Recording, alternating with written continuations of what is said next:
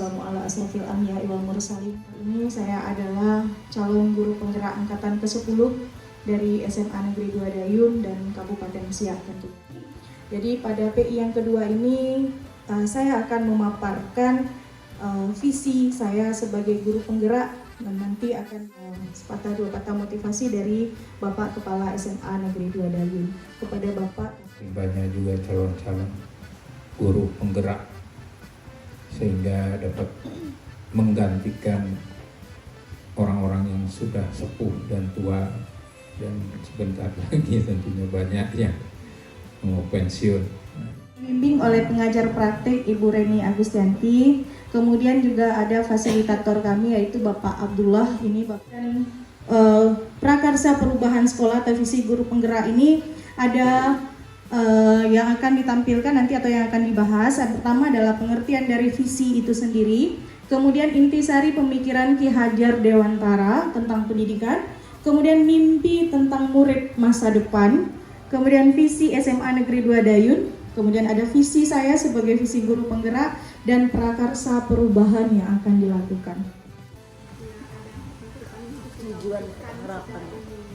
Oke, ada tujuan, kemudian ada harapan yang harus kita wujudkan. Makanya saya mikir gini, visi, angan-angan, aku besok mau jadi dokter lah, aku besok mau jadi pengacara. Tuh waktu bilang mau jadi dokter itu kan pengertian visi ini adalah cita-cita, kemudian nilai masa depan dari suatu organisasi jika itu adalah visi dari organisasi. Kalau itu visi dari seorang, berarti dia masa depan dari seseorang. Pendidikan itu adalah menuntun segala kodrat yang ada pada murid agar mereka dapat mencapai keselamatan diri. Kita adalah menuntunnya. Jangan kita memaksakan menyuruh dia mencapai cita-cita yang kita inginkan. Karena sebenarnya mereka sendiri mendampingi dia selalu tetap berada di jalur yang benar agar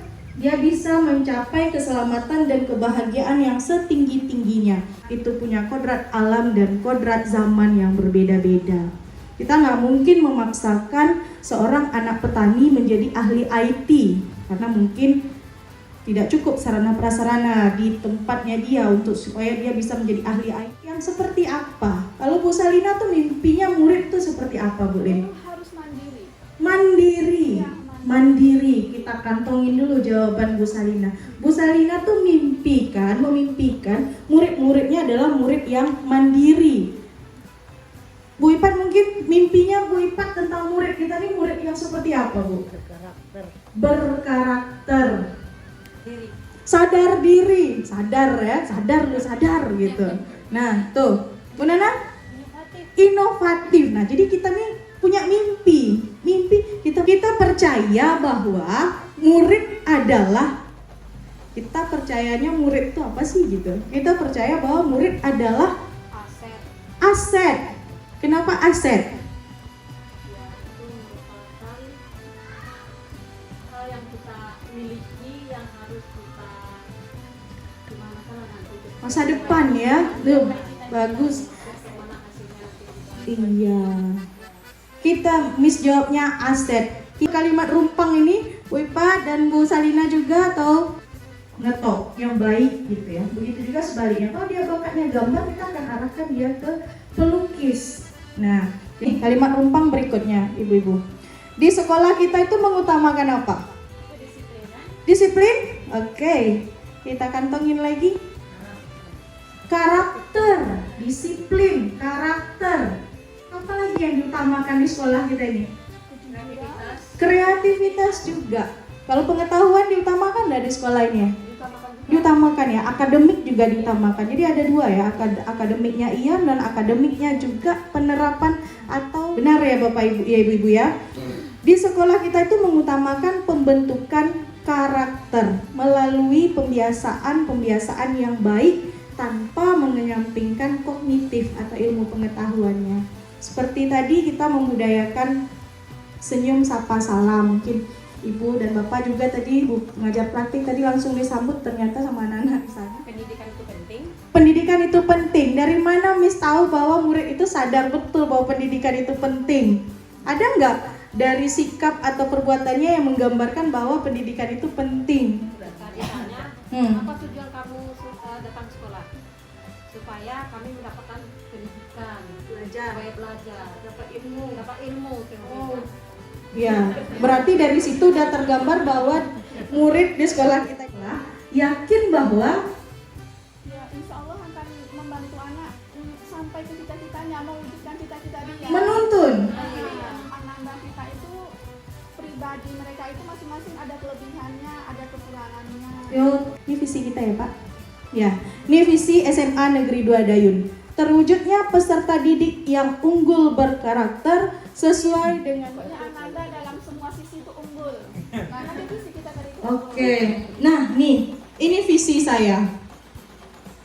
Visi saya adalah mewujudkan peserta didik yang mandiri dengan mengoptimalkan merdeka belajar. Untuk mewujudkan visi saya melakukan prakarsa perubahan yaitu mewujudkan pelajar yang mandiri dan berkarakter positif dengan menciptakan pembelajaran yang menyenangkan dan inovatif. Ibu yang hadir di sini mengenai visi saya. Kira-kira visi saya ini perlu perbaikan dari visi saya ini. Kalau menurut saya udah seiring dengan visi sekolah. Sudah seiring. Jadi sudah cocok ya. Di sini rinci, kalau di Coba kita lihat visi sekolah lagi ya. kita lebih umum. Nih, visi sekolah. Terwujudnya peserta didik unggul berkarakter. Yang unggul kalau Miss punya visi nggak Miss? Sama aja dengan profil Pancasila. Profil pelajar Pancasila berarti beriman dan bertakwa ya. Kemudian kebinekaan global. Kemudian Visi sekolah tadi kan global visi sekolah. ya. Global. Jadi kan yang tahu itu kan kalau menurut saya sih Ya, kita silakan. Bunda. yang sekolahnya aja. Sementara macam orang luar, macam orang tua murid, dia tuh tidak tahu apa itu profil pelajar Pancasila. Oh gitu. Divisi sekolah berarti ya. Oh iya. Tapi kalau bisa kan visi sekolah ini lebih ditekankan lagi apa saja sih. Oh itu bentuknya tadi, jadi menurut ibu-ibu semua ini sudah berkesesuaian atau berkecocokan dengan visi sekolah ya. Misalnya nih, kita berkolaborasi bersama, kira visi kita nih kira-kira ada nggak di visi saya ini juga ada visi ibu-ibu semua? Ada nggak kira-kira di visi saya ini juga menggambarkan visi ibu-ibu semua? Jelas ya? Mandiri ya? Etika ya, ini karena etika ini penting kali ya ibu ya. Seorang yang berilmu pengetahuan tapi tidak memiliki etika tidak ada artinya ya kan. Nah biarlah dia tidak begitu pintar-pintar kali lah gitu lah istilah kitanya, tapi dia memiliki etika yang tinggi.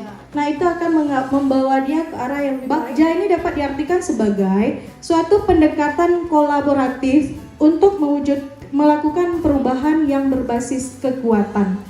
Dengan pendekatan yang berfokus pada nilai-nilai yang dimiliki suatu organisasi adalah ambil pelajaran, G-nya itu gali mimpi, J-nya jabarkan rencana, A-nya atur eksekusi. Tentang visi saya sebagai guru penggerak, tadi sudah saya sandingkan juga dengan visi sekolah. Alhamdulillah visi saya tidak bertolak belakang dengan sekolah.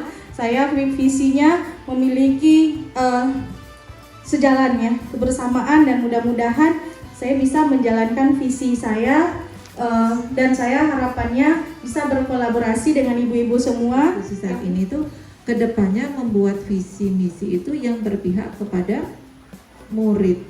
Kita sebagai peserta didik dalam pembelajaran di kelas itu bisa mengarahkan anak gitu. Gimana caranya? Sebagai guru, iya. Bagaimana cara memfasilitasi anak itu mengarahkan anak? Itu tadi itu juga ada ilmunya ya, ada modulnya ya Bu Nini ya. Ketika kita misalnya pembelajaran teks naratif ya, naratif itu kan cenderung menceritakan ya Bu Neng ya. menceritakan. Tidak semua anak mau dan bisa menceritakan. Rata-rata pasti kalau suruh menceritakan kembali menghafal sampai berapa. Karena yang saya tahu kan guru penggerak ini banyak tugas. Nah, contohnya kayak gini lah.